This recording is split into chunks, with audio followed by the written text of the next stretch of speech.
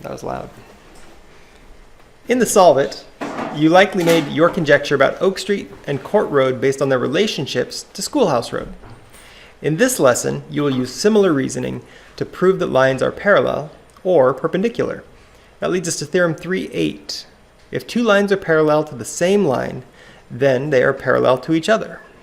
So again, similar to a transitive, or the transitive properties that we've studied. And we can see a diagram at the right. Theorem 3.9.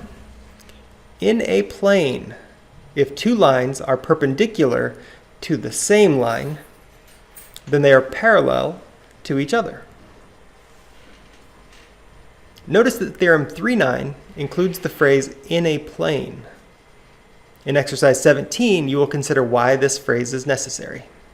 Problem 1, solving a problem with parallel lines. It's a carpentry problem.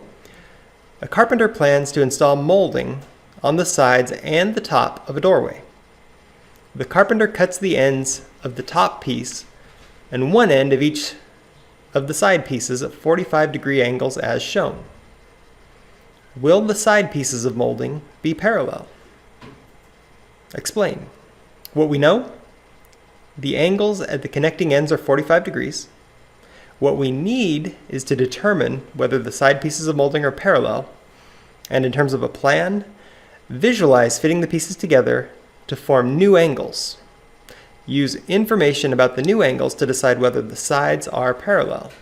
We know that 45 degrees plus 45 degrees is 90 degrees. So when these pieces of molding are all put together, we're going to have two 90-degree angles. So yes, the sides are parallel. When the pieces fit together, they form 90-degree angles. So each side is perpendicular to the top. And as we just learned, if two lines, the sides, are perpendicular to the same line, the top, then they're parallel to each other. And your got it question. Can you assemble the pieces at the right to form a picture frame with opposite sides parallel? Explain.